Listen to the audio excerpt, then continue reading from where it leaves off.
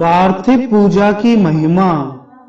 शिव नैवेद्य भक्षण के विषय में निर्णय तथा बिल्व का महात्म्य।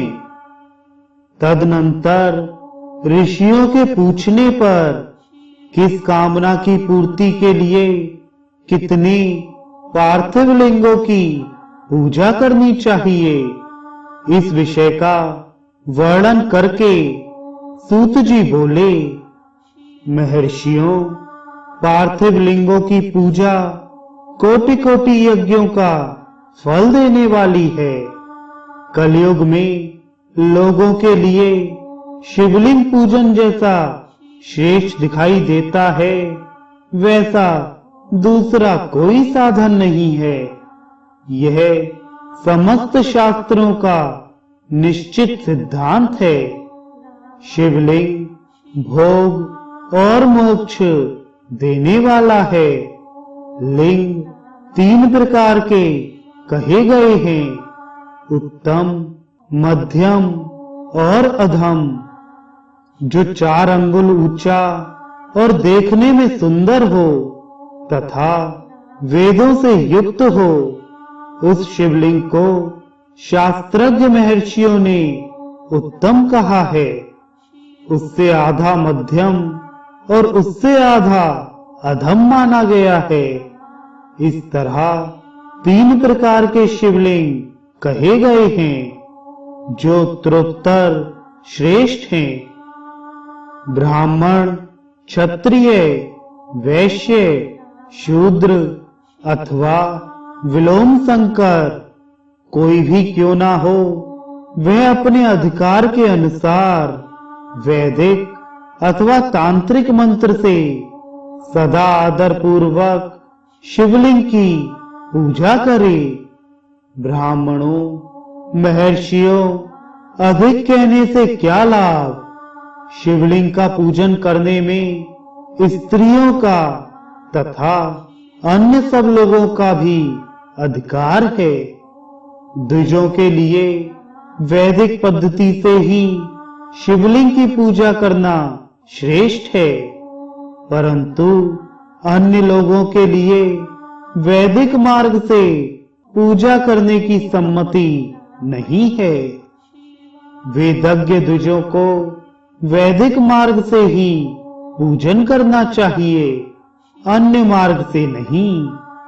यह भगवान शिव का कथन है।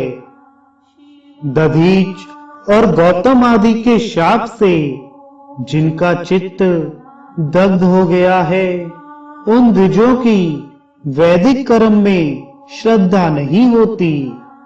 जो मनुष्य वेदों तथा स्मृतियों में कहे हुए सत्कर्मों की अवहेलना करके दूसरे कर्म को करने लगता है, उसका मनोरथ कभी सफल नहीं होता। इस प्रकार विधि पूर्वक भगवान शंकर का नैवेद्यांत पूजन करके उनकी त्रिभुवनमयी 8 मूर्तियों का भी वही पूजन करे।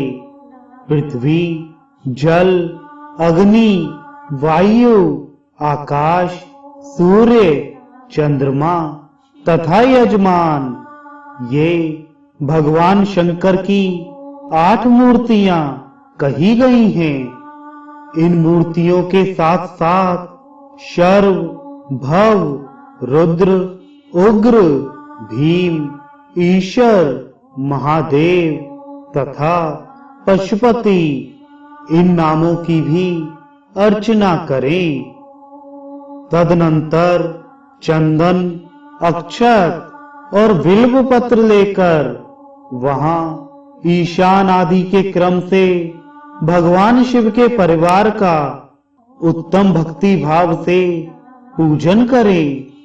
ईशान नंदी, चंड, महाकाल, भृंगी, वृष, स्कंद, कपर्दीश्वर, सोम तथा शुक्र, ये 10 शिव के परिवार हैं, जो क्रमशः ईशान आदि 10 दिशाओं में पूजनीय हैं। तत्पश्चात भगवान शिव के समक्ष वीरभद्र का और पीछे कीर्ति मुख का पूजन करके विधि पूर्वक 11 रुद्रों की पूजा करे।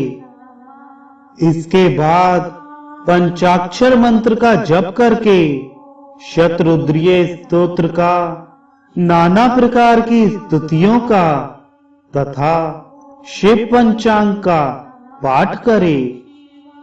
तत्पश्चात परिक्रमा और नमस्कार करके शिवलिंग का विसर्जन करे।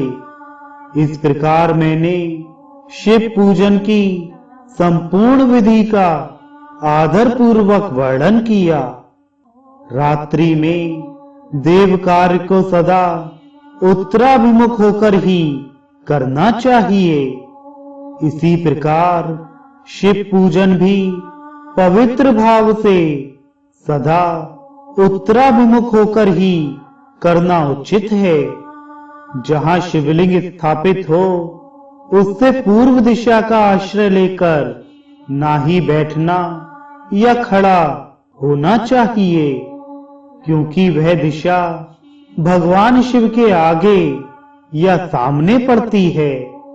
इष्ट देव का सामना रोकना ठीक नहीं।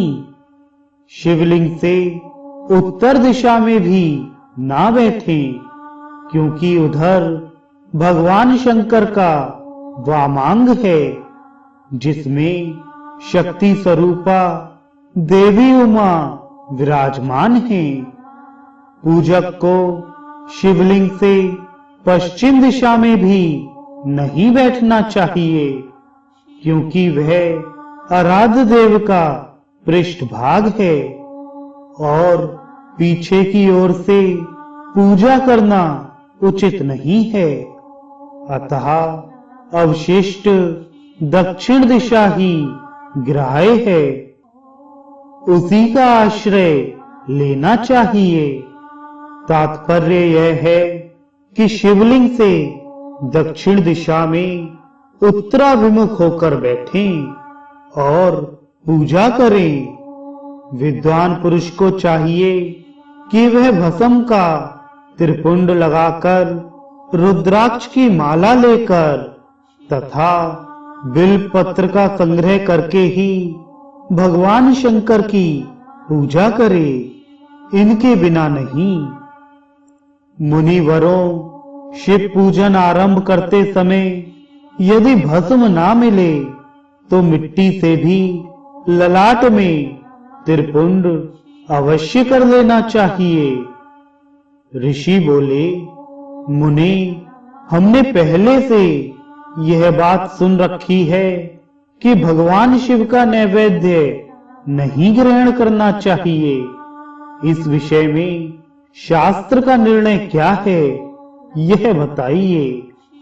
साथ ही बिल्व का महात्म्य भी प्रकट कीजिए। सूत जी ने कहा, मुनियों, आप शिव संबंधी व्रत का पालन करने वाले हैं, अतः आप सबको शतशः धन्यवाद है। मैं प्रसन्नता पूर्वक सब कुछ बताता हूं, आप सावधान होकर सुने। जो भगवान शिव का भक्त है, बाहर भीतर से पवित्र और शुद्ध है, उत्तम व्रत का पालन करने वाला तथा दृढ़ निश्चय से युक्त है, वह शिव नैवेद्य का अवश्य भक्षण करे। भगवान शिव का नैवेद्य अग्राह्य है, इस भावना को मन से निकाल दे। शिव के नैवेद्य को देख लेने मात्र से भी सारे पाप दूर भाग जाते हैं। उसको खा लेने पर तो करोड़ों पुण्य अपने भीतर आ जाते हैं। आए हुए शिव नैवेद्य को सिर झुकाकर प्रसन्नता के साथ ग्रहण करें और प्रयत्न करके शिव स्मरण पूर्वक उसका भक्षण करें। आए हुए शिव नैवेद्य को जो यह कहकर कि मैं इसे दूसरे समय में ग्रहण करूंगा, लेने में विलंब कर देता है, वह मनुष्य निश्चय ही पाप से बंध जाता है। जिसने शिव की दीक्षा ली हो, उस शिव भक्त के लिए यह शिव नैवेद्य अवश्य भक्षणीय है। ऐसा कहा जाता है, शिव की दीक्षा से युक्त शिव भक्त पुरुष के लिए सभी शिवलिंगों का नैवेद्य शुभ एवं महाप्रसाद है, अतः वह अवश्य उसका भक्षण करे। परंतु जो अन्य देवताओं की दीक्षा से युक्त है और शिव भक्ति में भी मन को लगाए हुए है, उसके लिए शिव नैवेद्य भक्षण के विषय में क्या निर्णय है, इसे आप लोग प्रेम पूर्वक सुने। ब्राह्मणों, जहां से शालग्राम शिला की उत्पत्ति होती है, वहां के उत्पन्न लिंग में रसलिंग, पारद लिंग में पाषाण, रजत तथा स्वर्ण से निर्मित लिंग में देवताओं तथा सिद्धों द्वारा प्रतिष्ठित लिंग में, केसर निर्मित लिंग में, स्फटिक लिंग में, रत्न निर्मित लिंग में तथा समस्त ज्योतिर्लिंगों में विराजमान भगवान शिव के नैवेद्य का भक्षण चंद्रायण व्रत के समान पुण्यजनक है। ब्रह्म हत्या करने वाला पुरुष भी यदि पवित्र होकर शिव निर्माल्य का भक्षण करके उसे सिर पर धारण करे, तो उसका सारा पाप शीघ्र ही नष्ट हो जाता है। पर जहां चंड का अधिकार है, वहां जो शिव निर्माल्य हो, उसे साधारण मनुष्यों को नहीं खाना चाहिए। जहां चंड का अधिकार नहीं है, वहां के शिव निर्माल्य का सभी को भक्ति पूर्वक भोजन करना चाहिए। बाण लिंग, लोह निर्मित लिंग, स्वर्ण आदि धातुमय लिंग, सिद्ध लिंग अर्थात जिन लिंगों की उपासना ने किसी ने सिद्धि प्राप्त की है अथवा जो सिद्धों द्वारा स्थापित हैं, वे लिंग, स्वयंभू लिंग, इन सब लिंगों में तथा शिव की प्रतिमाओं में चंड का अधिकार नहीं है। जो मनुष्य शिवलिंग को विधि पूर्वक स्नान कराकर उस स्नान के जल का 3 बार आचमन करता है, उसके कायिक, वाचिक और मानसिक तीनों प्रकार के पाप यहाँ शीघ्र नष्ट हो जाते हैं। जो शिव नैवेद्य, पत्र, पुष्प, फल और जल अग्राह्य है, वह सब भी शालग्राम शिला के स्पर्श से पवित्र, ग्रहण के योग्य हो जाता है। मुनीश्वरों, शिवलिंग के ऊपर चढ़ा हुआ जो द्रव्य है, वह अग्राह्य है। जो वस्तु लिंग स्पर्श से रहित है, अर्थात जिस वस्तु को अलग रखकर शिवजी को निवेदित किया जाता है, लिंग के ऊपर चढ़ाया नहीं जाता, उसे अत्यंत पवित्र जानना चाहिए। मुनिवरों, इस प्रकार नैवेद्य के विषय में शास्त्र का निर्णय बताया गया। अब तुम लोग सावधान हो, आदर पूर्वक बिल्व का महात्म्य सुनो। यह बिल्व वृक्ष महादेव का ही रूप है। देवताओं ने भी इसकी स्तुति की है, फिर जिस किसी तरह से इसकी महिमा कैसे जानी जा सकती है। तीनों लोकों में जितने पुण्य तीर्थ प्रसिद्ध हैं, वे संपूर्ण तीर्थ बिल्व के मूल भाग में निवास करते हैं। जो पुण्यात्मा मनुष्य बिल्व के मूल में लिंग स्वरूप अविनाशी महादेव जी का पूजन करता है, वह निश्चय ही शिव पद को प्राप्त होता है।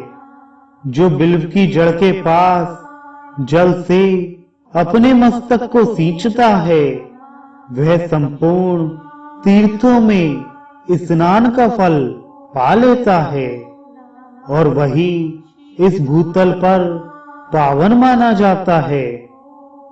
इस बिल्व की जड़ में परम उत्तर थाले को जल से भरा हुआ देखकर महादेव जी पूर्णतया संतुष्ट होते हैं। जो मनुष्य गंध पुष्प आदि से बिल्व के मूल भाग का पूजन करता है, वह शिवलोक को पाता है और इस लोक में भी उसकी सुख संतति बढ़ती है। जो बिल्व की जड़ के समीप आदर पूर्वक दीपावली जलाकर रखता है, वह तत्व ज्ञान से संपन्न होकर भगवान महेश्वर में मिल जाता है। जो बिल्व की शाखा थामकर हाथ से उसके नए नए पल्लव उतारता और उनसे उस बिल्व की पूजा करता है, वह सब पापों से मुक्त हो जाता है। जो बिल्व की जड़ के समीप भगवान शिव में अनुराग रखने वाले एक भक्त को भी भक्ति पूर्वक भोजन कराता है, उसे कोटि गुना पुण्य प्राप्त होता है।